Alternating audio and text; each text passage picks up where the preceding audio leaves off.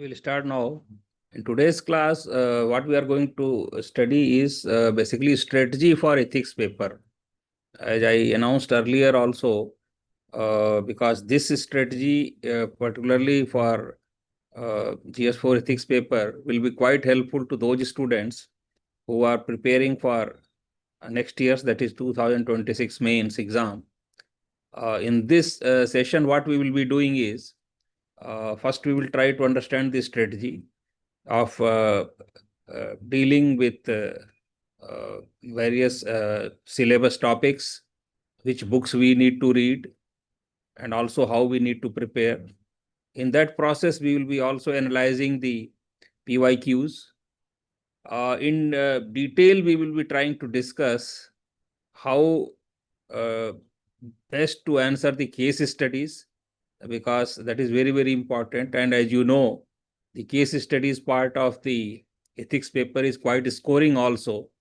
So if students prepare well in case studies, they can score quite good marks. Then we will also try to understand how to write good answers, what are the basic checklist for writing good answers in ethics. And then in the end, we will try to understand what is an examiner's expectation from the student, so that accordingly we can incorporate various elements in our preparation. So this is what we are going to do today. So now let us start with the PYQ analysis and detailed strategy for the exam, ethics exam. See, if you see the question paper,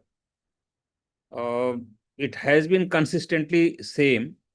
There are two sections, section A and section B.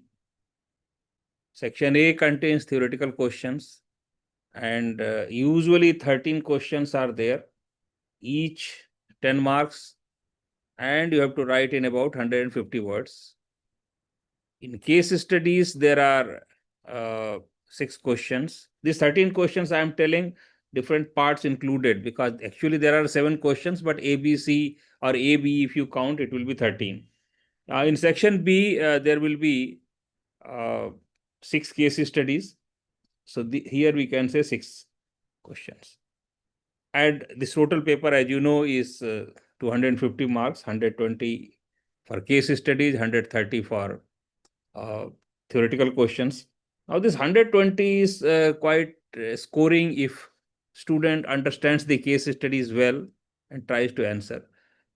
This 130 theoretical question, as you know, sometimes it's direct questions are there, it's easy to answer. Sometimes a lot, little different questions will come, difficult questions will come, indirect questions also will come.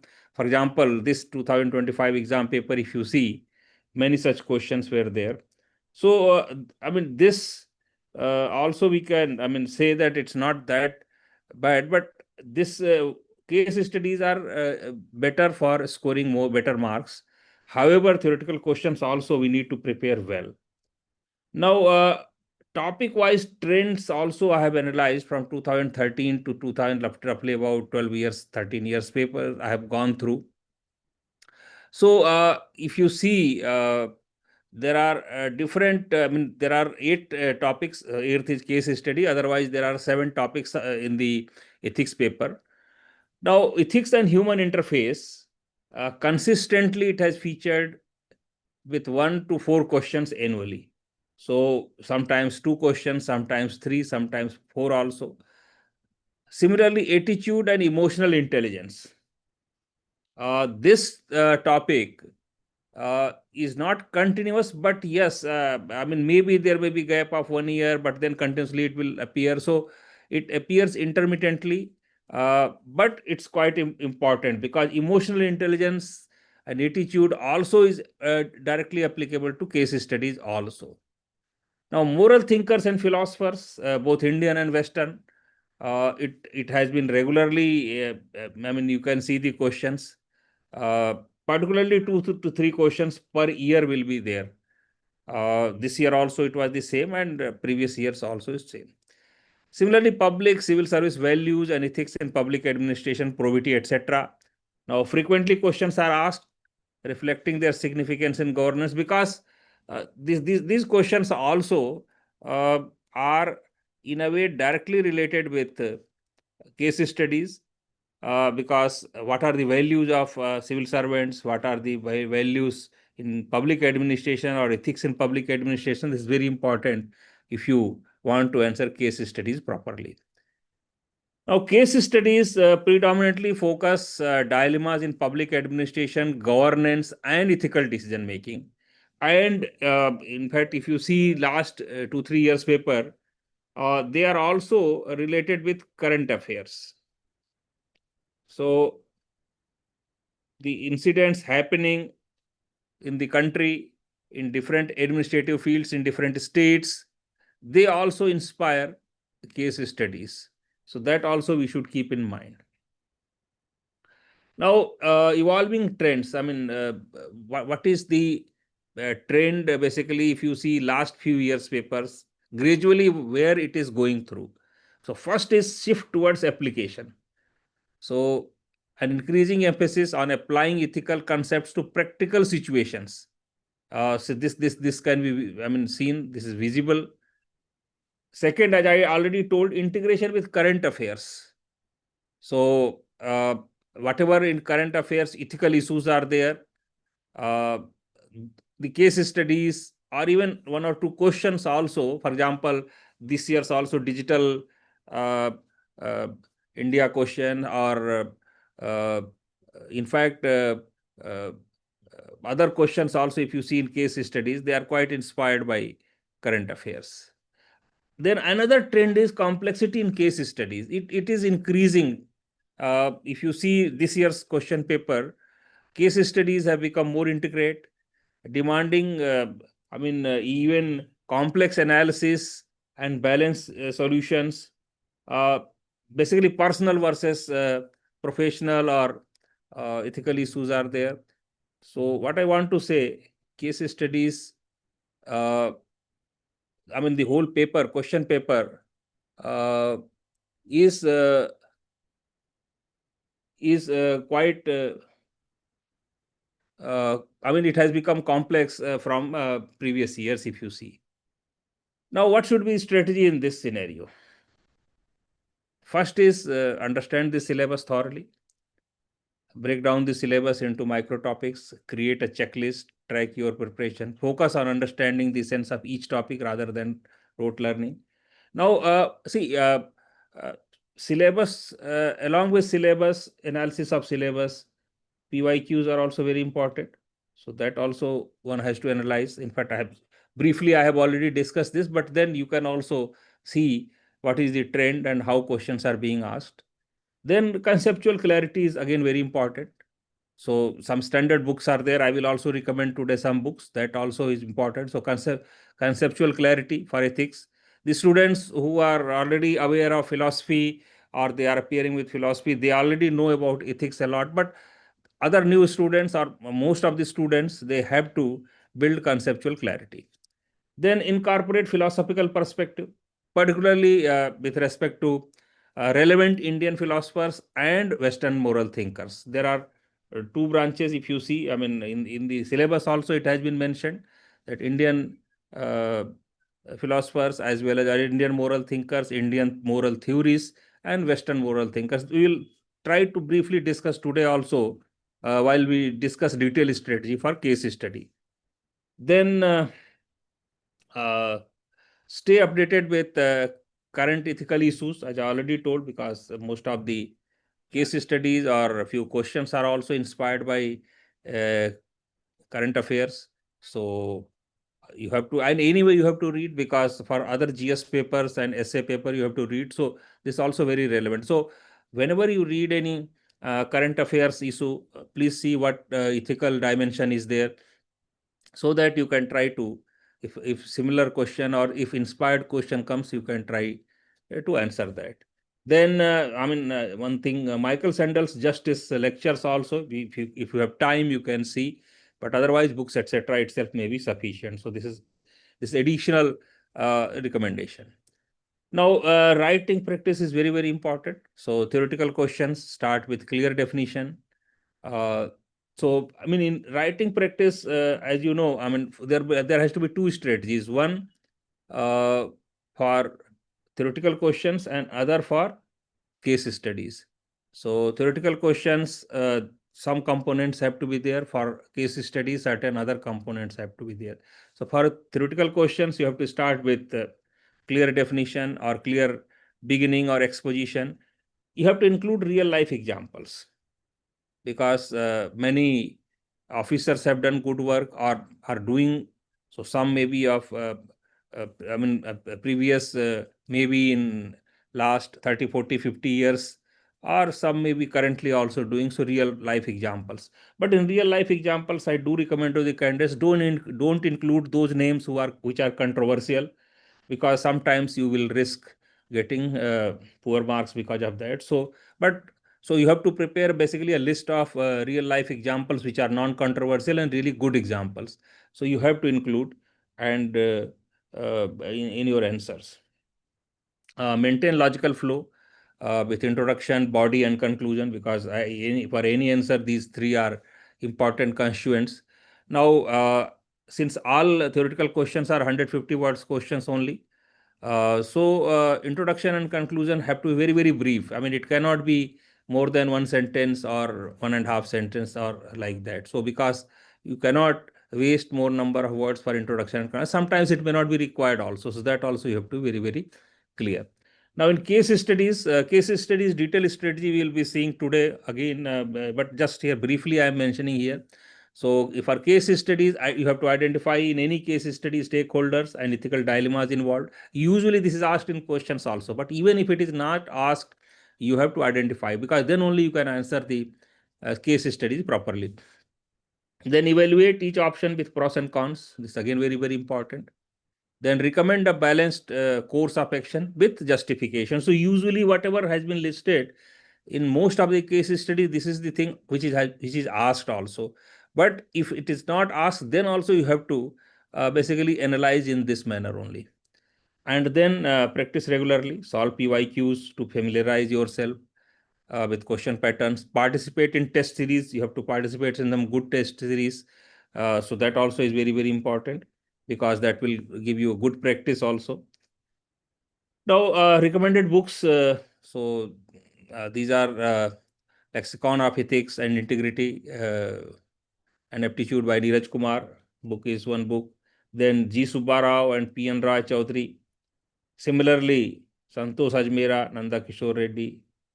Then ARC reports are very important, because usually you have to refer ARC reports in most of the theoretical questions as well as in case studies also. So fourth ARC report, second ARC, fourth report, ethics in governance. The heading itself of the ARC report is ethics in governance, so that you should read. Then NCERT psychology book, particularly for attitude, aptitude, emotional intelligence concepts, can be made clear from there.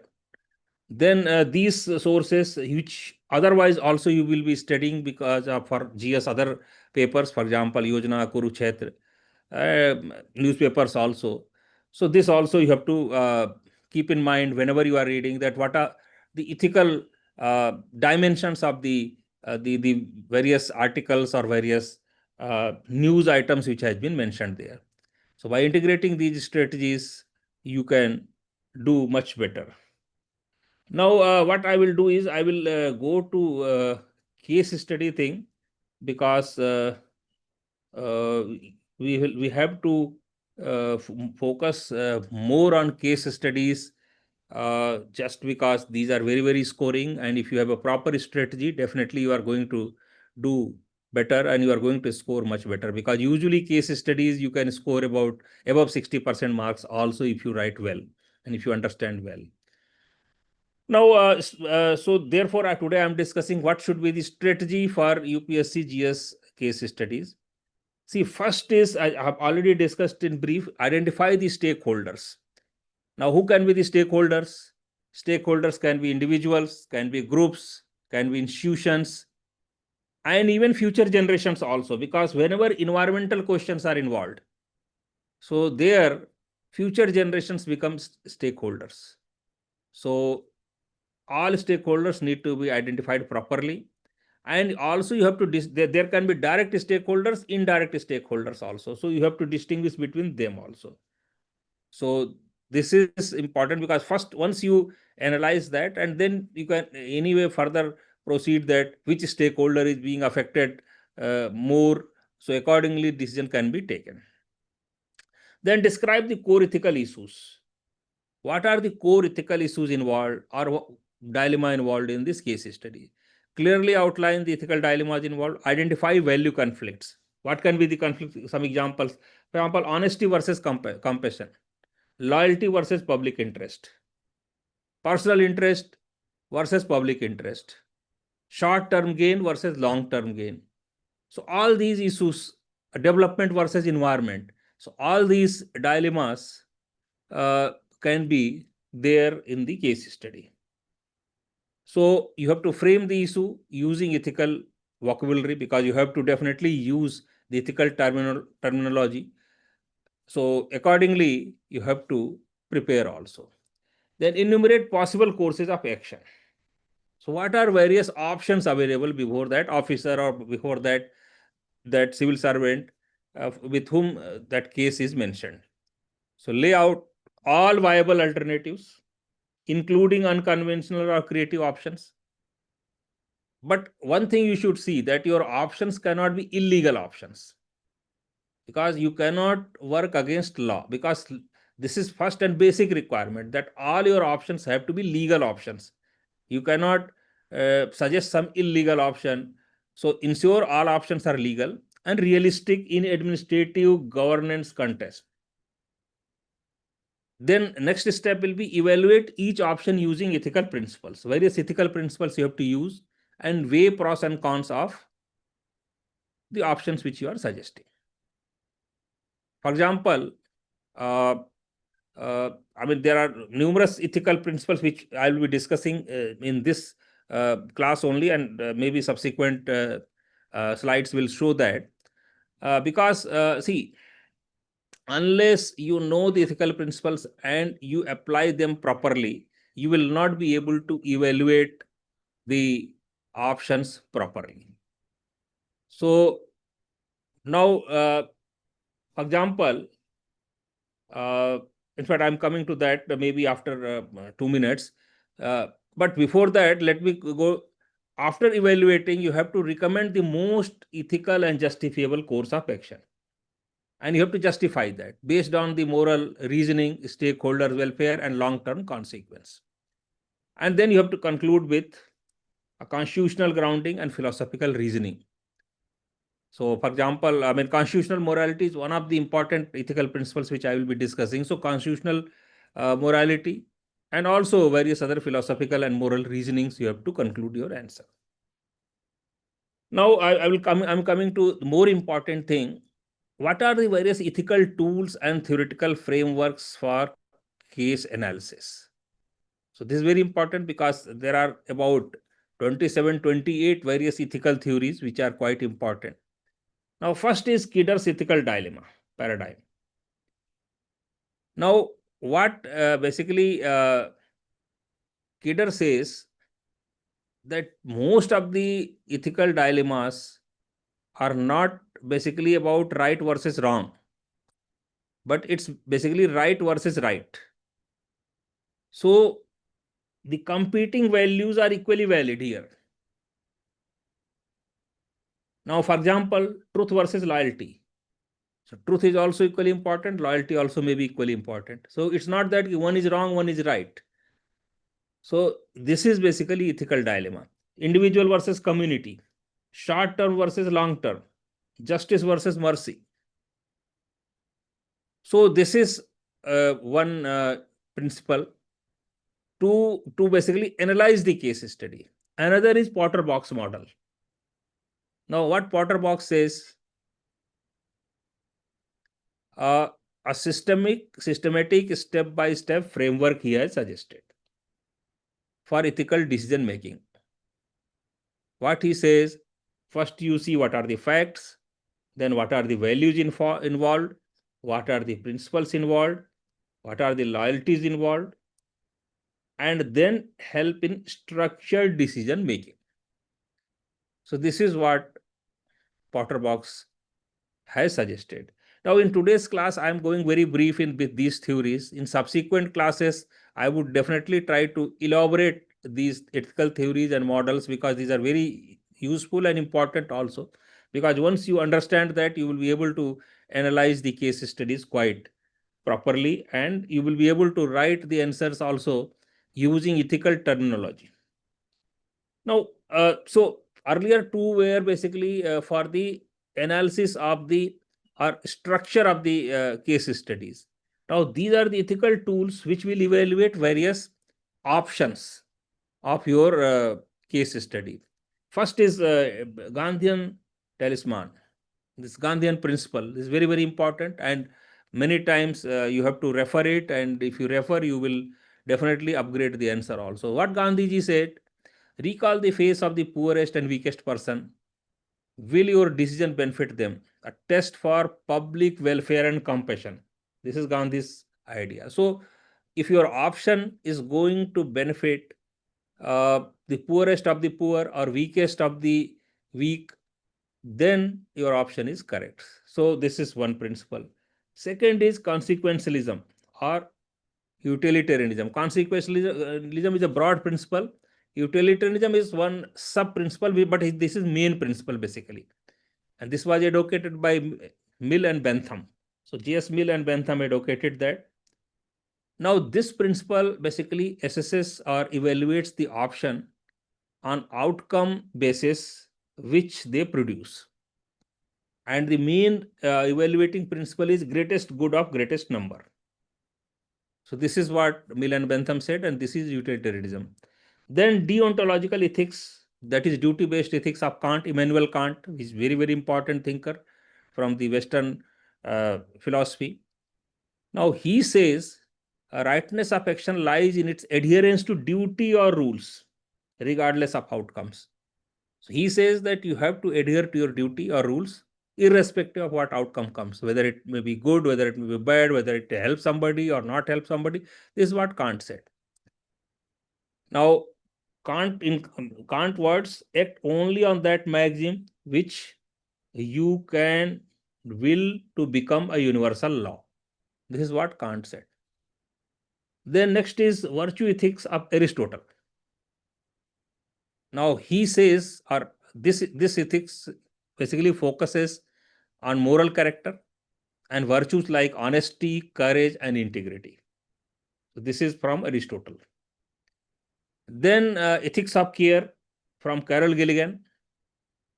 It emphasizes empathy, compassion, and relationship over abstract rules. Now, this is very, very important, because many times ethics of care is quoted, or the values like empathy, compassion are quoted over application or vague application or abstract application of rules.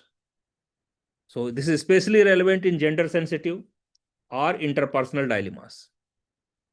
Then sixth is justice-based theories. Now, justice-based theories are broadly, several thinkers have advocated that, but basically it ensures fairness, equality, and procedural justice for any case or any dilemma.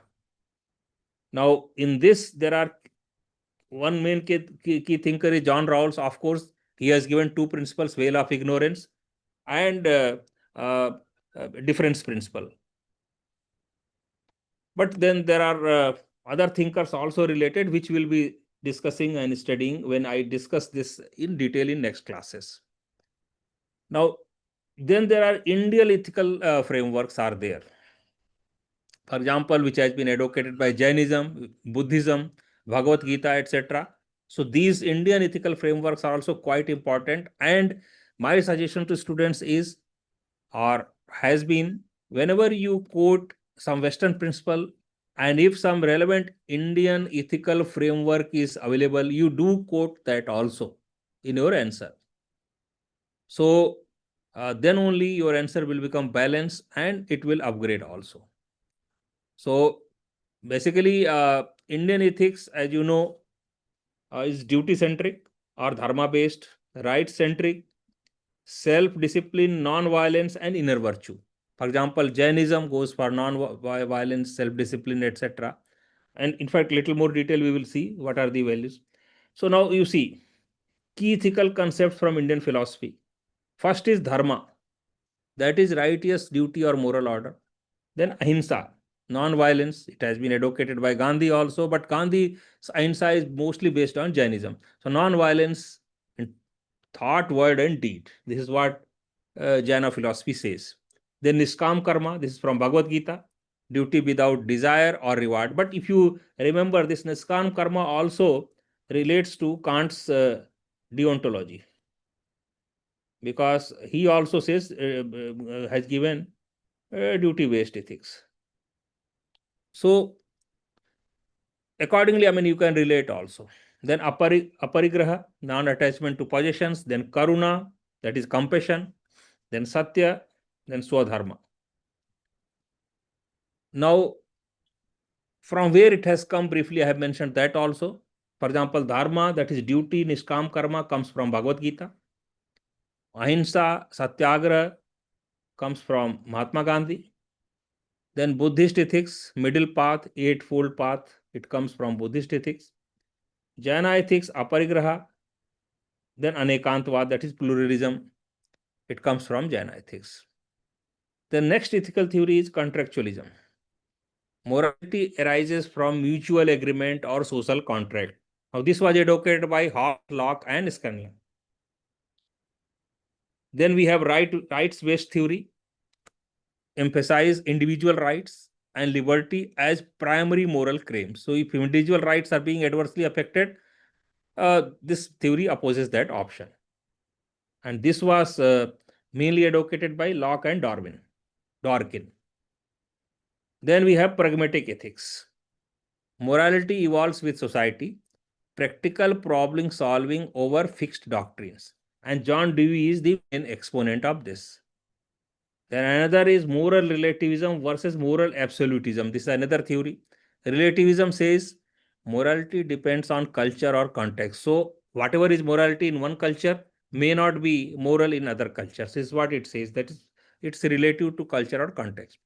Absolutism, certain values are universally valid. So this is absolutism. Now, these are general ethical theories which can be applied to any kind of case studies. But now there are some specific ethical theories which are applicable to a particular kind of case studies. Now we'll go to that and we'll try to see which are they. So case studies specific additional tools, because these may not be applicable to all kinds, but definitely these are domain specific ethical frameworks. Now, for example, one is environmental ethics. Now, this environmental ethics studies the moral relationship between human beings and the environment. It emphasizes duties towards nature and future generations. As I told, wherever environment is involved, future generations' interest will come. So, duty towards nature and future generations become important. And what are the key ethical principles for environmental ethics? First is sustainable development. Then intergenerational equity is again very, very important. Then intrinsic value of nature, precautionary principle, polluter pays principle. So all these principles are basically components of environmental ethics. So wherever environmental questions are asked, if you quote these principles, you are definitely going to get better marks. Then there is another media ethics. So some questions will be media related. So what are the media ethics and what are the various ethical principles involved with this? Now, media ethics deals with ethical principles and standards of conduct in journalism, broadcasting, and content dissemination. Now, key ethical principles involved here is truth and objectivity, then public interest versus sensationalism, because you cannot sensationalize news, you have to see the public interests. Then right to information versus right to privacy, then accountability and editorial responsibility, then paid news and allo journalism. So these are various ethical principles related to media ethics.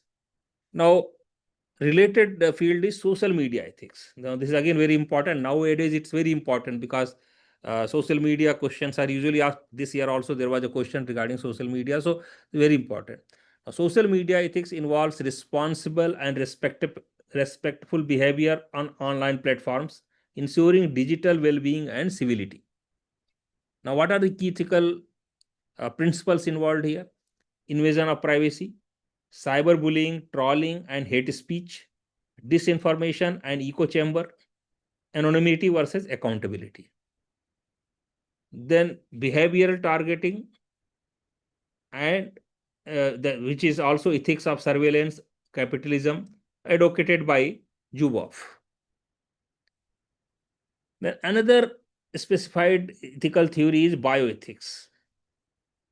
Now, bioethics is basically study of ethical issues arising from biological sciences, medical technology, and life sciences, often involving public health, biotechnology, and policy decisions. Now, what it includes? Genetic engineering, euthanasia and assisted dying, artificial reproduction, organ transplantation ethics. So, these are included along with environmental bioethics, clinical trials and drug testing, AI in healthcare, and health data ethics. Now, this is bioethics, a broader view. Now, a subset of bioethics is medical ethics. Now, this is again very important because questions may be asked here. So, medical ethics governs moral conduct in medical practice and healthcare delivery, balancing care with rights. So, this is main fundamental principle here. And what are the core ethical principles involved in medical ethics? Now, Beauchamp and Childress has given 4 principles. One is autonomy, then beneficence, then non-malfeasance, then justice. Another is, and here another reference is Medical Council of India Code of Ethics is there. So that also relates to medical ethics. Medical Council of MCI Code of Ethics 2002. They have come out with a Code of Ethics, medical ethics. So this is again very important. This can be referred wherever medical ethics questions are asked, particularly case studies are asked. Then another is biotechnology ethics. This is another subset of bioethics. Now, biotechnology ethics evaluates moral concerns in areas like genetic engineering, cloning, GMOs, stem cell research, and AI in health. Now, in this, key concerns will be dignity of human life, then informed consent and genetic privacy, risks to natural biodiversity, then playing God, that is moral boundaries of scientific intervention, then designer babies and CRISPR, biotechnology in agriculture, that is GM crops. Already this issue comes up, often it comes up in various forums. Another is now important is corporate ethics. This is also called business ethics, and it refers to moral principles and values that guide behavior in the world of business and commerce. Now, it deals with how companies treat their stakeholders, employees, consumers, investors, society, and the environment beyond profit making, because profit making is main objective of the business enterprises. But then along with that, how they deal with various employees, consumers, investors, etc., environment, etc., that also is included in corporate ethics. It ensures that economic activities are conducted in fair, transparent, and socially responsible manner. For example, one important quote from Ratan Tata: ethics is the new competitive edge. Now, next is ethics in private and public relationship. This is again very important because questions are asked from this also.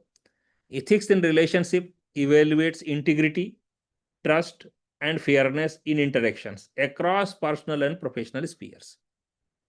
Now, key ethical elements here will be consistency of character, conflict of interest, transparency versus confidentiality, then role morality. So, you act as a father or uncle, and you act as an officer also. So, which role will become more important to you? Nepotism and cronyism, favoritism in transfers, appointments, procurement, etc. Now, another very important is constitutional morality, because many theoretical questions as well as in case studies you have to mention it, and it relates mainly to B.R. Ambedkar, particularly Indian Constitution. With respect to Indian Constitution, if you talk, so constitutional morality refers to moral values and principles embedded in Constitution. So this is again very, very important, and often you have to mention it. For example, in Indian Constitution, if you see justice, liberty, equality, fraternity, and rule of law, all these are important ethical principles mentioned in constitutional morality. And B.R. Ambedkar, one important quote from B.R. Ambedkar, means to achieve a moral society through constitutional methods. Then foundation values of civil services. Now, this is again very, very important, because what values a civil servant should have also is important if you deal with various theoretical questions as well as case studies. And core ethical values are mentioned in second ARC report and also Nolan Committee recommendations. So Nolan Committee recommendation also becomes one of the important document. This is a Nolan Committee is from UK. It's all again becomes an important document for referring in various theoretical questions as well as case studies. And what are the important foundational values which a civil servant should possess? Integrity, that is honesty, consistency, and incorruptibility. Impartiality and non-partisanship. Objectivity, that is rational decision making. Empathy and compassion is very, very important quality. Then dedication to public service, accountability and transparency. Now, what is the philosophical backing for this? One is Gandhi, because compassion and empathy is very, very important quality for Gandhi. So Antyodaya and Saryodaya, the compassion and service to weakest. Then another philosopher or moral thinker, you can say, or who has written a lot on bureaucracy, Max Weber, ethics of responsibility in bureaucracy. Then another kind of specific ethics is military ethics. Now, military ethics basically refers to moral values and principles that guide conduct of armed forces both in combat and in peacetime. So this is again important. Sometimes questions may be asked from that also. It serves as the ethical foundation of honorable military conduct, balancing national duty with universal human values. Then another kind of ethical theory, war ethics, also known as just war theory, refers to ethical principles that determine whether it is morally justifiable to go to the war, what conduct is permissible during war, what responsibilities exist after war. So it provides basically a moral framework for balancing national interest, human rights, and global justice in conflict situation. This is again very important. If you remember this year's question paper, also one question was that other side of the border, some military personnel crosses to Indian side. So what the district collector should do. So that kind of a little relation was there, but not because. So that also we should understand. Another kind of specific theory, social ethics.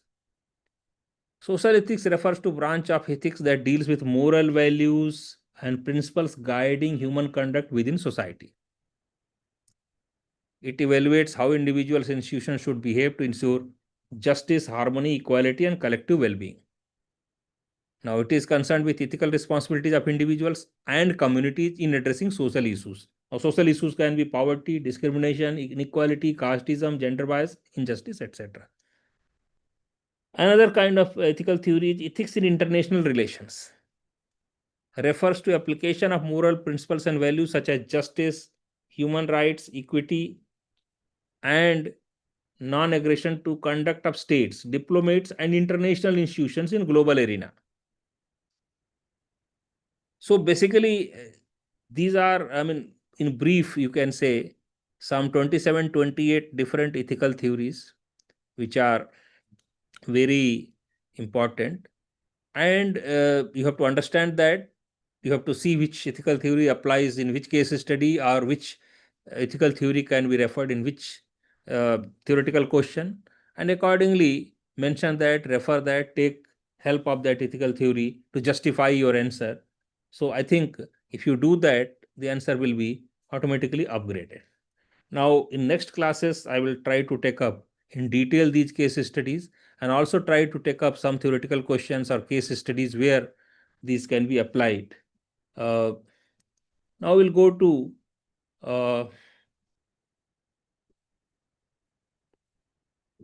answer writing strategy. As I told already, what can be the answer writing strategy for? Because once you know the strategy of answer writing, your preparation also and making of notes, etc., also should depend in actual your, to support your strategy, final strategy. So first point is always anchor answers in ethical framework. Now, what can be ethical framework? Just now we have discussed in brief, obviously. So link your points to moral theories like Kantian ethics, deontology, or utilitarianism, or virtue ethics, or Indian ethics. Mention keywords like integrity, objectivity, compassion, empathy, justice, probity, neutrality, etc. So these are example, but then I keep on telling to students, you have to prepare either physical book or a digital book with important key ethical words topic wise, so that you can use, and you have to understand also, obviously you have to understand those words, try to use them in writing theoretical questions as well as even in case studies also. Now, what should be the structure of your answer? Now, first is introduction, very, very important. But you have to see that introduction of each answer or each question depends on number of word limit available there. So you cannot unnecessarily elaborate in introductions. It has to be either definition or interpretation of a keyword or the question, but it cannot be unnecessary. You cannot waste number of words there. So please see that. Then various dimensions of the issue which has have to be discussed basically, because there may be multiple aspects and dimensions. You have to break the issue in those dimensions and then try to discuss that. Then ethical analysis, apply ethical theories and principles. So this is again very important, and repeatedly I am telling because this is very important, because anyway ethics paper. Then application, example of case. So as I told, in theoretical questions, real life examples, illustrations are very, very important. So application of that ethical theory, real life examples you have to give. And then finally, logical conclusion. Conclusion should be a forward looking, value based, and futuristic. It cannot be a negative or pessimistic conclusion. So please be very, very careful. So this is what basically is, your answer and your preparation should be focusing on this. Now, definition plus context introduction. Now, what can be, because now we have we will try to little more elaborate whatever we have discussed in second point. So start with a sharp, crisp definition, add a contextual sentence. So this is what you have to do. For example, one example also has been quoted regarding empathy, but this is just for example. Similarly, you can definitely, while preparing the notes, you can have for each topic, for each subtopic also. Incorporate thinkers' views. Use quotes or name drop thinkers wherever natural. Now, as I told, whenever you are writing Western thinkers, try to include Indian thinkers as well, if relevant. So, for example, Western thinkers, Kant, Bentham, Mill, Aristotle, Rawls, Carol Gilligan, and so many others are there. Similarly, Indian thinkers, if you take Gandhi, Vivekanand, Chanakya, Buddha, Gita, etc. Similarly, administrative reports also need to be referred. Second ARC report, Nolan Committee. So, if you are able to little more describe that, it's better. If you are, or at least reference is definitely must. Then use diagrams, flowcharts, tables wherever essential, because I don't unnecessarily tell you to go for diagrams, flowcharts, or tables, but wherever it is enhancing the answer, it is boosting your answers, visual appeal, you can do that. Otherwise, not required. Visual aids for quicker comprehension, you have to do, basically, this is important. Along with diagrams, flowcharts, and tables, I also recommend underlining. This will be subsequently also, it will be coming, but underlining important terms, important names, you have to do just to attract the attention of examiner. You have to give balanced arguments. Always present both sides if question involves a dilemma. You cannot be one-sided. So you have to be very, very careful. And these are some terms you have to, while changing the paragraphs, you can use, or presenting arguments from both sides you can do. On the one hand, or however, ethical responsibility demand, thus balancing competing. So these are some examples how you connect one paragraph with other when writing some other point of view also. Examples are very crucial, I told. So support abstract ideas with real life examples. Now, in real life examples, you can give historical examples. For example, Gandhi, you can quote. Nelson Mandela, you can quote. Some examples which are very, very relevant in administration. And then present day administrative examples, you can quote. Some have been mentioned, I have mentioned. But again, I will repeat, you have to be very careful. Don't include any controversial name, otherwise you may lose marks. Then we have theoretical questions, focus on definitions, principles, philosophers, Indian and Western perspective. So as I'm repeatedly telling, wherever you give Western perspective, try to give Indian perspective also. Both have to be given. And then these concepts have to be blended with real world relevance. Then applied dilemma questions, use ethical decision making model, because this is required in case studies also, and some questions also, theoretical questions also.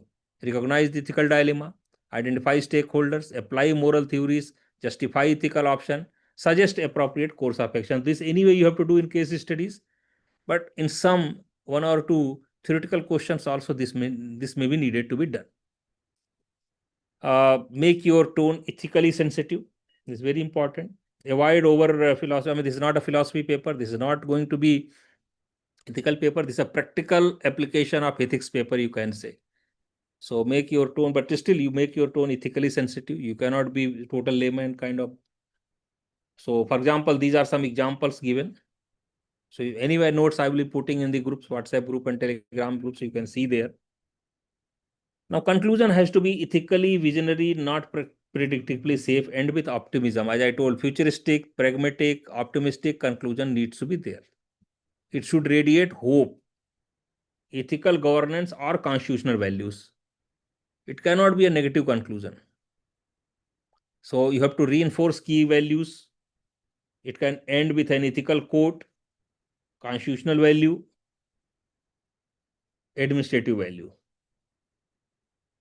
So basically, this is a checklist, you can say, for good answer writing, and accordingly it applies to good preparation also, because while preparing the notes, while giving practice tests, you have to follow this.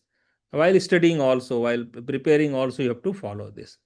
Now I will last item I will just discuss is examiner's checklist, because what an examiner expects from a student, so that also you can include in preparation. Now as I keep on telling, see, this is not a philosophy paper or ethics paper, or this is basically a practical kind of paper. And you are writing 19 answers, basically, you see.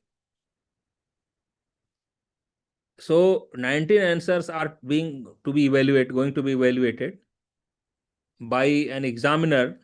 He will not spend more than 25 to 30 minutes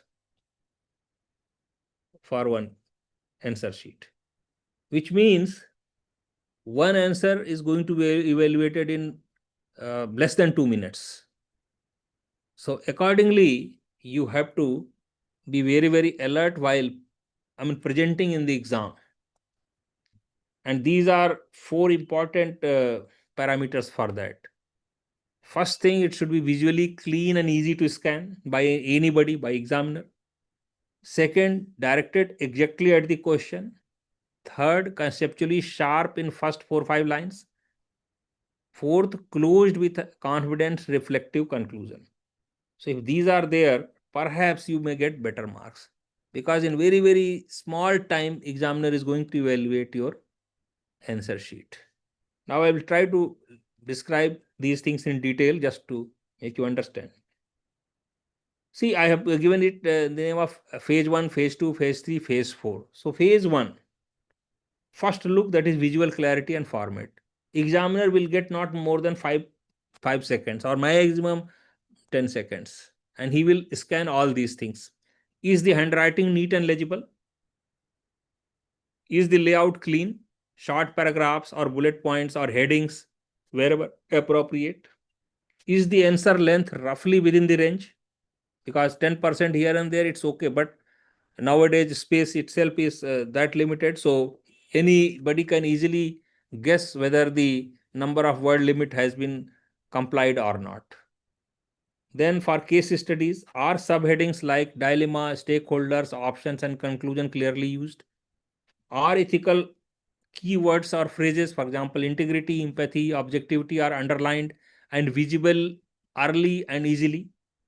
So this is visual clarity. So this is phase 1. So now if S, examiner thinks that answer is structured and readable, and perhaps he will have some positive view and then proceed further. If no, then examiner may in the beginning itself think that it's a very shallow kind of answer or average kind of effort, and the definitely students are not going to get more than 30%, 35% or 40% marks. Now phase 2, after phase 1, for another 10 seconds, he will go for phase 2. In phase 2, he will see directive compliance and focus. What is the focus and what is the directive compliance? Is the directive followed correctly? For example, I mean, several directives will be there in the question. For example, explain, evaluate, uh, critically evaluate, discuss. So each directive has a significant way of answering the question. For example, explain, you have to give clarity. Evaluate, you have to show pros and cons. Critically evaluate, you have to show critical views also. Illustrate, you have to use examples. So whether directive is followed correctly is very, very important. Then second most important thing is, are all parts of the questions addressed? Some questions may have 2 parts. Now, if the student or the candidate gives adequate treatment to both the parts, it's positive for examiner. Or if you 70, 80% words you spend for one part and then 20-30% for second part, you are going to definitely lose marks in that. So usually students, what they do, they regarding topic, they write whatever they know. Please don't do that. You have to follow the directive correctly. You have to uh, give the answer for all parts, giving equal importance. Does the answer stay focused on ethical theme? In case studies, does the candidate frame the ethical conflict crisply? If yes, then examiner feels confident that candidate has understood question and ethical angle, and perhaps he will have further positive thing, and then try to assess that now this answer sheet falls in above 55% or 50% marks range. If not, then even well written content may get superficial or 30-40% marks. Now phase 3, ethical clarity, depth, and practical reasoning. Now here he will spend most of the time for a question, maybe 15 to 40 seconds. Now if he has to just scan, he will give 10-15 seconds only. If you have to read some lines, he have to definitely spend 40 seconds. Now what he will see here, for theory questions I have written separately, for case studies separately, but this is the concept clearly and accurately defined? This is first thing. Or basically this is actual evaluation. first two, if you can say phase 1 and phase 2 are preliminary things. Phase 3 is actual evaluation of the answer. Is the concept clearly and accurately defined? Are the real life examples to support the idea related or given? Does the answer link the concept to governance or administration? Is there any ethical and constitutional anchoring? Now, for case studies, similarly, is the ethical dilemma identified? Are the stakeholders and values in conflict mapped clearly? Are 3-4 options logically considered? Not just not or do not, because I don't agree or I agree or I select the not. You have to basically explain why you are not considering one option over the other. Is the final decision justified using moral reasoning? Are the values explicitly named and applied? So this he may see in the case study. If yes, examiner think that the candidate is quite good, ethics aware candidate who understand the administrative contracts, and this kind of basically will fall in top, I mean, maybe above 60% marks also he may get. If no, then again you will fall in very average kind of 30-40% marks. Now phase 4 and last, which will actually make your answer above 60% or even 65% range. Emotional intelligence, value orientation, and conclusion. Now here again 5 to 10 seconds. Does the answer show empathy and ethical sensitivity? It's very, very important quality for any civil servant. And if you, I mean, if you emphasize this empathy, compassion, ethical sensitivity, you are going to get better marks, especially in dilemmas involving vulnerable people. Very, very important. Is there a balance between legality, compassion, and realism? Is the tone reflective and constructive, not preachy or mechanical? Does the conclusion summarize ethically? If yes, examiner thinks this candidate has ethical compass, and he will definitely going to award more than 130 or 140 marks. So after evaluation, examiner will classify candidates in basically 3-4 categories. So first category will be balanced and ethically mature. Now here he will give 130 plus marks. Second is decent but generic, here 100 plus. And third is, you can say, poor or below average, superficial and imbalanced, 75 to 50, 250 marks. So basically, this completes my today's presentation. I think it will benefit the students who are preparing for the exam, particularly for next year's exam. In subsequent classes, we'll try to elaborate all these, and we'll try to take up theoretical questions, theoretical topics, and case studies also, which will be quite relevant. So thank you for joining today. We'll meet again in next class. Thank you.